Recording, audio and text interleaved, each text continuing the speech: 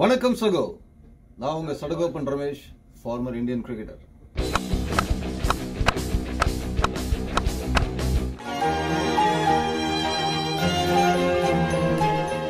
வணக்கம் சகோ. இன்னைக்கு நம்ம பேச போற டீம்ஸ் என்ன பாத்தீங்கன்னா சன்ரைசர்ஸ் ஹைதராபாத் அண்ட் ஆர்சிபி. நம்ம விராட் கோலி இந்திய தொலைக்காட்சியில் அப்படின்ற மாதிரி இந்திய ஐபிஎல் வரலாற்றிலேயே முதன்முறையாக அப்படின்ற அளவுக்குலாம் பேட் கமின்ஸ் எக்காச்சக்க வேலை கொடுத்து வாங்கினாங்க. அப்படி எல்லாம் ஒரு நிமிஷம் ஷாக் ஆயிட்டோமா அப்படின்ற மாதிரி இருந்தாங்க.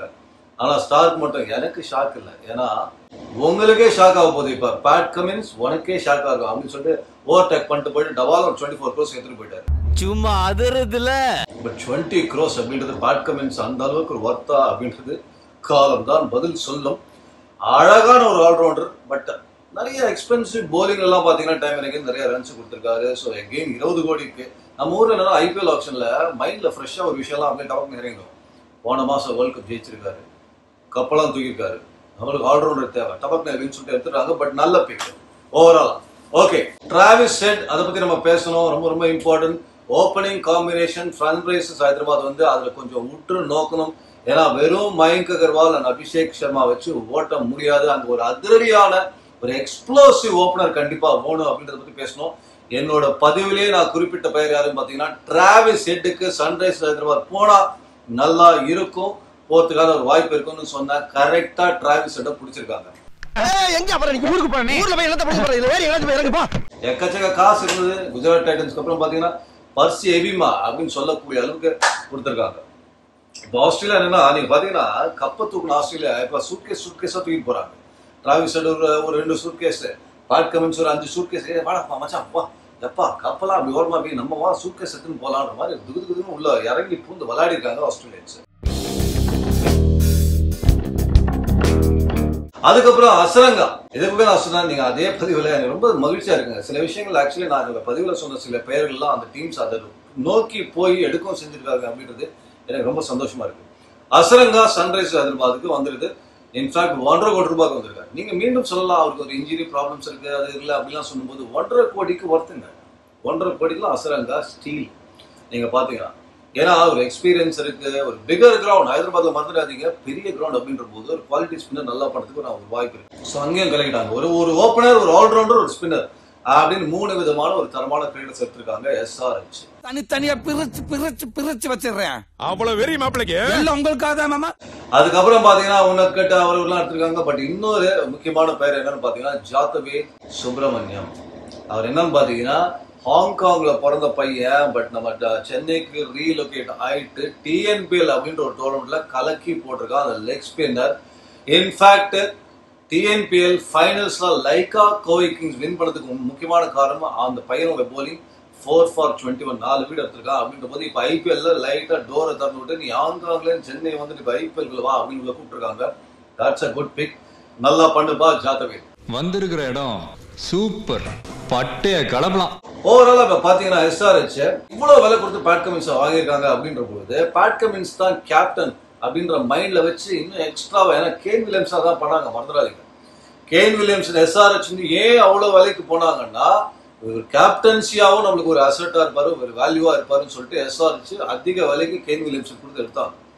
அதே மாதிரி இப்ப பேட் கமின்ஸுக்கும் இவ்வளவு வேலை, வேர்ல்ட் கப் வின் பண்ணியிருக்காரு கேப்டனா, அப்ப நம்மளுக்கு ஒரு கேப்டன் தேவை அப்படின்ற ஒரு கண்ணோட்டத்துல போனாங்களா, அதனாலதான் அந்த 20 கோடியா அப்படின்றத நம்ம பொறுத்திருந்து பார்க்கணும். இல்ல மார்க்ரம் அவரே நல்லா கேப்டன்சி பண்றாரு, இல்ல அவர் போவாங்களா அப்படின்றத காலம் தான் பதில் சொல்லும். பட் என்ன பொறுத்தவரைக்கும் இவ்வளவு விலை கொடுத்துட்டு நீங்க வாங்கிட்டீங்கன்னா பேட் கமின்ஸ் கண்டிப்பா அவர் எல்லா மேட்சும் 11ல ஆடுறதுக்கான ஒரு வாய்ப்பு இருக்கு. அப்படின்ற போது வேர்ல்ட் கப் வின் பண்ணிருக்காரு அப்படின்ற போது எஸ்ஆர்எச் அந்த இடத்துல ஒரு டெம்டேஷன் கண்டிப்பா ஆவாங்க. பட் இங்க ஒரு சின்ன தலைவலி வருங்க எஸ்ஆர்எச். என்னன்னு பாத்தீங்கன்னா the foreign players too many options. எதை எடுப்பது எதை விடுப்பது என்று தெரியவில்லையே அப்படின்னு வந்து சிவாஜி கணேசன் மாதிரி டயலாக் பேச வேண்டாம். ஏன்னா நீங்க பாருங்க மார்க்ரம், கிளாசன், கிளென் பிலிப்ஸ். எனக்கு தெரிஞ்சு பிலிப்ஸ் அந்த பல்பு எரியாது. இந்த வருஷம் சான்ஸ் கிடைச்சாலே பெரிய விஷயம் மாதிரி தான் இருக்கும் பிலிப்ஸ்க்கு.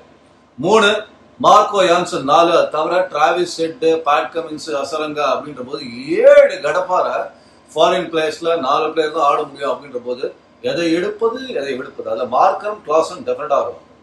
பேட் கமின்ஸ் இவ்வளவு துடு கொடுத்துட்டு நீங்க ஆட வைக்காம இருந்தா பேட் கமின்ஸ் ஆகுவாரு. இப்ப 4வது ஸ்லாட் டிராவிஸ் ஹெட்டுக்கு போச்சுன்னா அசரங்கா, கிளென் பிலிப்ஸ், மார்க் வயன்ஸ்லாம் கொஞ்சம் வெயிட் பண்ணுங்க ராஜா அப்படின்னு தான் சொல்லக்கூடிய ஒரு கட்டம் வரும். பட் ஸ்டில் ஃபாரின் ஆப்ஷன்ஸ் எக்கச்சக்கமா இருக்கு. ஏற்கனவே நான் சொன்னேன் இந்தியன் ஆப்ஷன்ஸ் இந்த ஆப்ஷன்லேயே ரொம்ப ரொம்ப கம்மியாக தான் இருக்கு அப்படின்ற போது அவங்க கிட்ட இந்தியன் போலர்ஸ் நல்லா இருக்காங்க எஸ்ஆர்ஹெச்க்கு அப்படின்ற போது ஃபாரின் ஆப்ஷன்ஸ் வச்சு செஞ்சுட்டாங்க எஸ்ஆர்ஹெச். அது இப்ப நான் வந்து மார்க் போட போறதுல அடித்தது 4-ஆ 6-ஆ சிங்கிளா அப்படின்றது தான் நான் பேச போறேன். இப்ப 6-னா என்னன்னா 10க்கு 10 10க்கு 10 நான் கொடுக்க மாட்டேங்க, எனக்கு தெரியாதா, ரொம்ப ஸ்ட்ரிக்ட் கணக்குவாதர் அப்படின்றதுனால 7, 8 இதுதான் நான் போவேன் அப்படின்றதுனால 8 மார்க் வச்சுக்கலாம். 8ன்றது ஒரு பவுண்டரியா வச்சுக்கலாம், பவுண்டரின்னு வச்சுக்கோங்க. இப்ப 8 மார்க்ன்றதுனால இப்ப அந்த 8 10 மாறுமா கோப்பையை தூக்குற அளவுக்கு, இல்ல சொதப்புல 6, 4, 2 பாயிண்ட்ல முடிப்பாங்கிறது நமக்கு தெரியாது. அவங்க ஆடுற விதத்தை பொறுத்து இருக்கு. நான் எப்பவுமே சொன்னா ஆக்ஷன்ல வந்து ஒரு கட்டமைப்பு, இங்க வந்து ஒரு விதை போட்டிருக்கீங்க, அது மரமா வளர்ந்து நாளைக்கு பழம் காய் அல்லது குங்குதான்றது வேற ஒரு விஷயம். பட் என்னன்னா இந்த இடத்துல ஒரு கரெக்டான வேலை பண்ணிருக்காங்களா அப்படின்றது, அதுக்கப்புறம் கரெக்டா கிரிக்கெட் ஆடுறாங்களா, ப்ரெஷர்லாம் ஹேண்டில் பண்றாங்களா, கரெக்டா கேப்டன்ஷிப் பண்றாங்களா, கப்படிக்கிறாங்கன்றது வேற, அது ஆட்டம் வேற, ஆடுகளம் வேற. பட் இங்க எஸ்ஆர்ஹெச் பொறுத்த வரைக்கும் ஹாரி புரூக்ஸை ரிலீஸ் பண்ணவனே அவங்களுக்கு சிந்தனையில் ஒரு மாற்றம் அப்படின்றத பார்த்தோம். கரெக்டா பண்ணிருக்காங்க, சூப்பரா பண்ணிருக்காங்க. ஒரு பவுண்டரி டெஃபினட்டா அடிச்சிருக்காங்க. அந்த பவுண்டரி 6-ஆ மாறி பட்டையை கலப்ப போறாங்களா அப்படின்றத பொறுத்து இருந்து பார்க்கலாம். இந்தியன் ஆப்ஷன்ஸ் ரொம்ப நல்லா இருக்கு அப்படின்றதுலாம் ஃபாரின். பட் ஒரே ஒரு நெருடல் இன்னும் என்னை பொறுத்த வரைக்கும் எஸ்ஆர்ஹெச்ல இருக்கக்கூடியது அந்த நம்பர் 6 ஃபினிஷர் யார், கிளாசன் தான் மெயினா அவர் மேல தான் இன்னும் ப்ரெஷர் இருக்கு அப்படின்றதுனால நம்பர் 6 அப்துல் சமாத் கிமாத்லாம் வச்சு ஓட்டிட்டு இருக்காங்க. அது வேலைக்கு ஆகுமான்றது தெரியாது. ஏன்னா பேட் கமின்ஸ் நம்பர் 6க்கு ரொம்ப அர்லி மாதிரிலாம் இருக்கலாம் அப்படின்றதுனால இன்னும் ஒரு இடத்துல அந்த இடத்துல ஒரு இந்தியன் பேட்டர், ஒரு இந்தியன் ஃபினிஷர் அப்துல் சமாத் நம்பி தான் இருக்காங்களா அப்படின்றதெல்லாம் வெயிட் பண்ணி பார்க்கலாம். எனவே எஸ்ஆர்ஹெச் அடித்தது பவுண்டரி. அடுத்தது நம்ம பார்க்க போறது யாருன்னு பாத்தீங்கன்னா ஆர்சிபி. அதாவது நீங்க பாத்தீங்கன்னா ஆர்சிபி ஐபிஎல் பத்தி நம்ம பேசும் பொழுது 3 டீம் நம்ம ரொம்ப உன்னிப்பா பார்ப்போம். அந்த 3 டீம் என்னன்னு அப்படின்னு பாத்தீங்கன்னா CSK, because of the face of CSK யார், மகேந்திர சிங் தோனி. மும்பை இந்தியன்ஸ் அப்படின்னு சொன்னீங்கன்னா ஒரு ரோஹித் சர்மா. அதுக்கப்புறம் அஃப்கோர்ஸ் ஆர்சிபின்னு சொன்னீங்கன்னா விராட் கோலி. அப்படியே ஒரு 3 சிங்கம். அப்படியே இதுதான் நம்ம உன்னிப்பா பார்ப்போம். வேற டீம்ல இருக்கவங்க சிஎஸ்கே என்ன பார்ப்பாங்க, யாரெல்லாம் எடுத்தாங்க, எம்ஐ யார் எடுத்தாங்க, ஆர்சிபி யார் எடுத்தாங்க அப்படின்னு நம்ம கேட்கறதுக்கு காரணம் அதுல முன்னாடி நிற்கக்கூடிய அந்த பிரம்மாண்டமான பர்சனாலிட்டிஸ். அப்படின்னு சொல்லும் பொழுது சிஎஸ்கே, எம்ஐ, ஆர்சிபில ரொம்ப சுமாரா ஆக்ஷன்ல பண்ணது ஆர்சிபி தான். இது sorry to say this, RCB fans கொஞ்சம் அப்செட் ஆகலாம், விராட் கோலி ஃபேன்ஸ் அப்செட் ஆகலாம். பட் உண்மை அதுதான். சிஎஸ்கே எம்ஐ அளவுக்கு ஆர்சிபி இந்த ஆக்ஷன்ல பண்ணல. மீண்டும் அவங்க செய்த தவறு என்னன்னு பாத்தீங்கன்னா அவங்க வந்து விட்டதுல யாரும் பாருங்க, மெயினா ஹேசல்வுட், ட்ரிபிள் எச் அப்படின்னு நான் சொன்னேன். Hazlewood, Azarenka and Harshal Patel 3 quality bowlers வெளில போயிருக்காங்க அப்படின்ற போது நீங்க அதற்கான ஒரு ரீப்ளேஸ்மெண்ட் அந்த அட்லீஸ்ட் ஒரு 70-80% குவாலிட்டி உள்ள எடுத்துன்னு வந்திருக்காங்களா அப்படின்னு கேட்டீங்கன்னா என்ன இல்ல. மீண்டும் ஆர்சிபி அவங்க போலிங்க ஒரு மிகப்பெரிய சர்க்கிளா இருக்கக்கூடிய வருடமா அடுத்த வருடமும் இருக்கலாம் அப்படின்ற மாதிரி ஒரு அபாயத்தை நோக்கி தான் போயிருக்காங்க. அத வேற ஞாபகப்படுத்திட்டீங்க, நெஞ்சமெல்லாம் பொண்ணு அறக்கு தம்பி. ஏசலோட பொறுத்த வரைக்கும் ஒரு பவர் பிளேல அட்டகாசமான bowler. Harshal Patel death over specialist. Harshal Patel என்னன்னா ஒரு லேட்டஸ்டா ஒரு மிகப்பெரிய சர்க்கிள் இருந்தாலுமே அவர் 10 கோடிக்கு வெளியே விட்டாங்க, இவர் 10 கோடி வானப்பா வேஸ்ட் அப்படின்னு சொல்லிட்டு வெளியே ரிலீஸ் பண்ணீங்க, 10 கோடிக்கும் மேல போயிட்டார் ஹர்ஷல் பட்டேல். அதனால 1 பேட் இயர் அப்படின்றது ஒரு போலரை டிஃபைன் பண்ணார். பட் இருந்தாலும் ஆர்சிபி அவர் வெளியே விட்டாங்க. ஓகே, அது வேற விஷயம். அசரங்காவும் வெளில விட்டீங்க அப்படின்ற பொழுது power play, middle over, death overs 3த்துலயே 3 ஃபேஸ்ல போடக்கூடிய போலர்ஸையும் நீங்க ரிலீஸ் பண்ணிட்டு அதற்கு ரீஃபில் பண்ணிருக்கீங்களா கேட்டீங்கன்னா இல்ல. நீங்க பாத்தீங்கன்னா அவங்க அல்சாரி ஜோசப் எடுத்திருக்காங்க 11 கோடி. நீங்க அல்சாரி ஜோசப் மீண்டும் நான் சொல்றது என்னன்னு பாத்தீங்கன்னா அதுக்கப்புறம் எஸ்டிஆர் எடுத்திருக்காங்க, அவருக்கு ஒரு 5 கோடி அப்படின்றதுனால மெயினா அவங்க 2 பேரும் தான் போலர்ஸா உள்ள வந்திருக்காங்க அப்படின்ற போது 2 பேருமே எக்ஸ்பென்சிவ் போலர்ஸ். இதுல அல்சாரி ஜோசப் அப்படின்னா 140+ போடக்கூடிய ஒரு போலர் நான் மீண்டும் லாக்கி ஃபர்கியூசன் வேற எடுத்திருக்காங்க.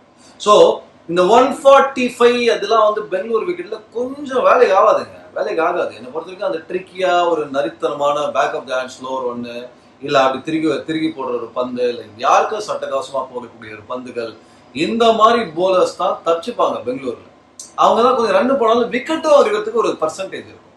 நீங்க முஸ்தாபிசூர் மாதிரி அந்த செப்பாக் எடுத்தா பாருங்க, நிறைய கிரிப்பி விக்கெட்ஸ் நல்லா போடக்கூடிய ஒரு இது இருக்கு. அவர் முஜிபுர் ரஹ்மான் மாதிரி ஒரு ஸ்பின்னர் போயிருக்கலாம். ஏன்னா நீங்க பெங்களூர்ல யோசிச்சு பாருங்க, பவர் பிளேல கொஞ்சம் கண்டெய்னோ ஒரு விக்கெட் இருக்கக்கூடிய ஒரு போலர் கிடைச்சாங்கன்னா அந்த இடத்துல ஒரு மிகப்பெரிய அட்வான்டேஜ் நீங்க வருவீங்க. ஏன்னா பெங்களூர் மாதிரி ஒரு கிரவுண்ட்ல பவர் பிளே எந்த அளவுக்கு மேக்சிமைஸ் யூட்டிலைஸ் பண்றாங்களோ பேட்டிங் சைடு, அந்த பேட்டிங் சைடுக்கு தான் அட்வான்டேஜ் இருந்திருக்கு. அப்படின்ற போது அந்த பக்கம் வாஷிங்டன் சுந்தர், நீங்க நான் ஞாபகம் உங்களுக்கு ஆர்சிபி ஆகும்போது ரொம்ப அற்புதமா பவர் பிளேல பவுலிங் போட்டார். அதுக்கப்புறம் சார்ல் மிடில் ஓவர்ஸ்ல அட்டகாசமா போட்டார். அப்படின்ற போது ஒரு ஃபேஸுக்கு ஒரு போலர் பெங்களூர்ல இருக்கிறது ரொம்ப ரொம்ப இம்பார்ட்டன்டான ஒரு விஷயம். பட் இந்த முறை நீங்க பாத்தீங்கன்னா அவங்க பவர் பிளேலயும் பெருசா யாரும் இல்லாத மாதிரி இருக்கு, டெத் ஓவர்ஸ்ல இல்லாத மாதிரி இருக்கு. மீண்டும் எப்படின்னா பிரஷர் யார் மேல வரும்னா விராட் கோலி மாதிரி ஒரு எக்ஸ்ட்ராடனரி பேட்ஸ்மேன் இல்ல டுப்ளசி டாப்ல ஆடக்கூடிய பிளேயர்ஸ்லாம் வந்து நாங்க ஃபர்ஸ்ட் பேட்டிங்னா அடிக்கிறோம் 230 220 230 அடிச்சுட்டு வெயிட் பண்றோம், வின் பண்ணுவோமா இல்லைன்னு தெரியல நீங்க போடுற போலிங் அப்படின்ற மாதிரி மீண்டும் அதே கட்டத்துக்கு தான் போறாங்களா இல்ல சேஸ் பண்ணா 250 சேஸ் பண்ண வேண்டிய ஒரு கட்டாயத்துல இருப்பாங்களா ஆர்சிபின்ற மாதிரி தான் இருக்கு.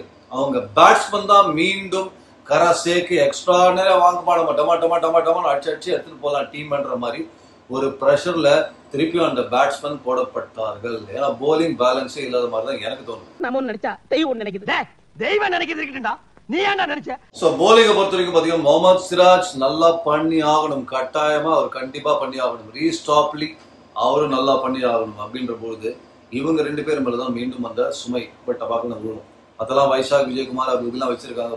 But Mohammed Siraj is the key. Power பிளேல விக்கெட்ஸையும் எடுத்துட்டு அங்கங்க வந்து எல்லா ஃபேஸ்லையும் போட வேண்டிய ஒரு கட்டாயம் முகமது சிராஜுக்கு இருக்கு. பட் அகைன் பேட் கமின்ஸ்க்கு ரொம்ப அக்ரெசிவா போனாங்க. இருந்ததே 23 கோடி, அதுல 20 கோடி வரைக்கும் பேட் கமின்ஸ் கிட்ட எல்லாத்தையும் சொத்த வீடு வாசல்லாம் வித்தாத ஒன்று வாங்கணும்ன்ற அளவுக்கு போனாங்க. கடைசியில் இல்லப்பா ராஜா, என்னப்பா செய்யறது, விதி விளையாடிச்சப்பா நாய, நீ விளையாண்டு போட்டு விதி மேலேண்டா பழி போற. அதையும் தாண்டி மேல போற மாதிரி இருக்கு. நாங்க நிறுத்திட்டாங்க. அப்ப ஒரு டெஸ்பிரேஷன் இருந்தது இல்லையா ஆர்சிபி கிட்ட ஒரு போலர். ஸோ கேமரன் கிரீன் எல்லாம் பயங்கர நம்பிக்கையோ ட்ரேட் ஆஃப் பண்ணிருக்காங்க. கிட்டத்தட்ட 17 கோடி கொடுத்தெல்லாம் வாங்கியிருக்காங்க. பட் அவரும் ஒரு டெத் போலர், அந்த மாதிரிலாம் ரன்ஸ் போலிங்ல எக்கச்சக்க ரன்ஸ் கொடுப்பாரு, பேட்டிங் மட்டும் நம்பி எடுத்திருக்காங்க. பிரம்மாண்டமான சிக்ஸர்லாம் அடிப்பாருன்னு சொல்லிட்டு அது கிளிக் ஆச்சுன்னா ஒரு நல்ல விஷயமா இருக்கலாம். பட் போலிங் எகெயின் ஆர்சிபி ஒரு ஃப்ரெஜைல் யூனிட் மாதிரி தான் தெரியுது. கண்டிப்பா அங்க திருப்பி மீண்டும் அவங்க எக்ஸ்போஸ் ஆனாங்கன்னா ஆர்சிபி எகெயின் எக்ஸ்ட்ராடனரியா மேக்கப் பண்ணி ஆகணும். பேட்டிங்ல அது பண்றாங்களா அதை பொறுத்தது பார்க்கணும். ஏன்னா ஆர்சிபி ஃபேன்ஸை பொறுத்த வரைக்கும் எனக்கு வந்து அந்த ஃபேன்ஸுக்காகவாது ஒரு முறை ஆர்சிபி கப் அடிக்கணுன்றதை பலமுறை நான் சொல்லியிருக்கேன். ஏன்னா நீங்க பாருங்க, வேர்ல்ட்ஸ் கிரேட்டஸ்ட் பேட்டர் ஒரு விராட் கோலி, ஒரு சூப்பர் ஸ்டார், ஒரு எக்ஸ்ட்ராடனரி லெஜெண்ட், மாடர்ன் ஈரா லெஜெண்ட், அவர் ஆடக்கூடிய ஒரு டீம் வந்து ஒரு முறைக்கு கப் அடிக்கலன்னா அது என்னங்க அது அப்படின்ற மாதிரி ஃபீலிங் எல்லாருக்குமே இருக்காது. அது வந்து ஒரு ஆர்சிபி ஃபேனா நீங்க இருக்கணும்னு அவசியமே இருக்காது. ஒரு கிரிக்கெட் ரசிகனா இருந்தாலே அந்த ஃபீலிங் உங்களுக்கு இருக்கு. என்னப்பா விராட் கோலி ஆடுற டீம் ஒரு முறை கப் அடிக்கல ஐபிஎல் அப்படின்றது ஒரு மிகப்பெரிய கேள்வி. ஆனாலும் ஆர்சிபி ஃபேன்ஸை ஹேட்ஸ் ஆஃப் டு தெம். நீங்க பாத்தீங்கன்னா அந்த வருஷம் போகும் ஒரு கோவத்துல இருப்பாங்க.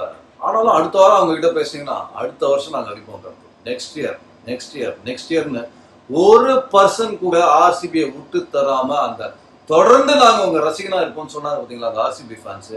அதுக்காகவாது மீண்டும் ஆர்சிபி ஒரு திரைக்கிற கிட்ட வர்ற ஐபிஎல் ஆடட்டும் அப்படின்றத நம்புவோம். பட் ஸ்டில் மிகப்பெரிய சவால் காத்திருக்குங்க. ஆனஸ்டா சொல்லணும்னா உங்க ஆர்சிபி ஃபேன்ஸ்க்கு எல்லாருமே, நானே பயங்கர விராட் கோலி ஃபேன், எனக்கே நான் சொல்லிக்கிறேன் இந்த போலிங் இன்னும் கொஞ்சம் பெட்டரா பிளான் பண்ணிடலாம். ஆர்சிபி அங்க தவற விட்டாங்க நான் கண்டிப்பா சொல்றேன். அடுத்தது சிக்ஸரா பவுண்டரியா அப்படின்னு கேட்டீங்கன்னா ஆர்சிபியை பொறுத்த வரைக்கும் எடுத்தது சிங்கிள். அதுதான் என்னுடைய ஒரு தீர்ப்பு. நீங்க தவறா நினைச்சுக்குவானா, ஏன்னா சிக்ஸர் அடிக்க வேண்டிய ஒரு கட்டத்துல தான் இருக்காங்க ஆர்சிபி. கப்பு அடிச்சே ஆகணும் ராஜா அப்படின்ற ஒரு கட்டத்துல அட்லீஸ்ட் ஒரு பவுண்டரியாவது அடிப்பீங்களா அப்படின்னு ஆர்சிபி கேட்ட போது இல்ல, எடுத்தது சிங்கிள் அப்படின்ற மாதிரி தான் இருக்கு. இந்த சிங்கிள் சிக்ஸரா மாறுமா ஆடுகளத்துல அப்படின்றத வெயிட் பண்ணி தான் பார்ப்போம். நன்றி சகோ, உங்களுக்கு சப்போர்ட்டுக்கு உங்களுக்கு ஆதரவுக்கு ரொம்ப ரொம்ப நன்றி. Have a wonderful day. Thank you.